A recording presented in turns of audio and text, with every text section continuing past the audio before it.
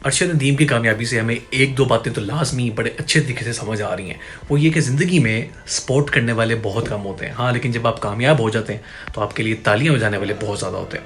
मैं हमेशा एक बात कहता हूँ कि ज़िंदगी में ना बल्कि दुनिया में दो तरह के लोग होते हैं। एक वो होते हैं जिनके लिए तालियां बज रही होती हैं, और एक वो होते हैं जो तालियां बजा रहे होते हैं। स्टेज पर दुनिया बहुत मुख्तलिफ नज़र आती है। ये जब अरशद नदीम कभी बात करेगा ना तो वो ये बताएगा कि ऊपर से दुनिया का जो जो नज़र आ रही होती है ना वो बहुत मुख्तलिफ है। जिस स्टेज पर वो उसने दुनिया को देखा है, जहाँ से वो डेवलप होके गया है, बिल्कुल एक पसमानदा इलाके से, कोई उसके पास रिसोर्स नहीं है, लेकिन गोल्ड मेडल जीता है यार।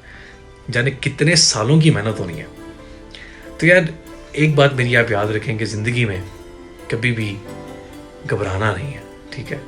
मुश्किल वक्त आता है भाई, अगर आप सीएसएस की तैयारी कर रहे हैं या जब चाहे आप स्कॉलरशिप के लिए अप्लाई कर रहे हैं या चाहे आप कुछ भी कोई कंपनी बनाना चाहते हैं या कहीं भी आप कुछ भी करना चाहते हैं ज़िंदगी में, कुछ बड़ा अचीव करना चाहते हैं ना, तो बस लगे रहें।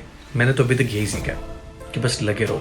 बहुत सी रिजेक्शन आती हैं मुझे यार। जब मैं बाहर अप्लाई कर रहा था ना, यकीन जानो कि मैं इतना आदी हो गया था, इतना आदी हो गया था ना, कहा कि मैंने अगर 80 जगहों पे अप्लाई किया ना, उसमें से मुझे सिर्फ 10 यूनिवर्सिटीज़ का रिप्लाई आया, जिसमें से उन्होंने मुझे मतलब 8 ने रिजेक्ट किया और 2 ने मुझे जो है ना अप्रूव किया, ठीक है। तो भाई बहुत ज़्यादा रिजेक्शन आती है सीएसएस में 10 मार्क्स से रह जाना इतनी मेहनत करने के बाद। मतलब रिजेक्शन इतनी, और यहाँ पर भी आके मैं इतनी जगहों पर अप्लाई कर रहा हूँ, इतनी जगहों पर अप्लाई कर रहा हूँ कि बस मैं आपको क्या बताऊँ। जब मैं कभी होऊंगा ना सिलेक्ट तो फिर मैं बात बताऊँगा। लेकिन हाँ, ये मैं बताना चाह रहा हूँ कि रुकना नहीं है। मैं बहुत डीमोटिवेट हो जाता हूँ अक्सर, लेकिन हाँ अगले दिन दोबारा से शुरू करता हूँ। और यही आपने भी करना है। हारना नहीं है, रुकना है, सांस लेना है, बैठना है, सोचना है, फिर दोबारा शुरू करना, लेकिन रुकना नहीं है। यही हमारी ज़िंदगी का मोटिव है। और अरशद नदीम की कामयाबी जो है ना, वो यही हमें सिखा रही है।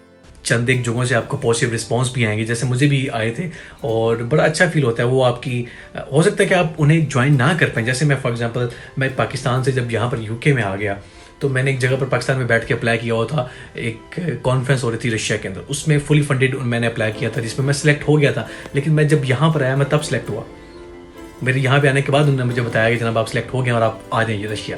लेकिन मैं नहीं जा सकता था क्योंकि मेरे पास मेरे एग्जाम सर पे थे, और मतलब पॉसिबल नहीं था यहाँ पे जाना। उस वक्त रशिया यूके और रशिया के मतलब एम्बेसी के क्लैशेस भी चल रहे थे। और मैं जब यहाँ पर आ गया, मैंने अपनी डिग्री स्टार्ट कर दी यहाँ पर आके। उसके बाद मुझे बीजिंग यूनिवर्सिटी से, जब मैंने पाकिस्तान में अप्लाई किया था स्कॉलरशिप के लिए, और आपको पता है कि बीजिंग यूनिवर्सिटी टॉप 20 में आने वाली यूनिवर्सिटी है, वहाँ से मुझे स्कॉलरशिप ऑफर हुआ। लेकिन स्टिल मैं अब यहाँ पर करियर स्टार्ट कर चुका था।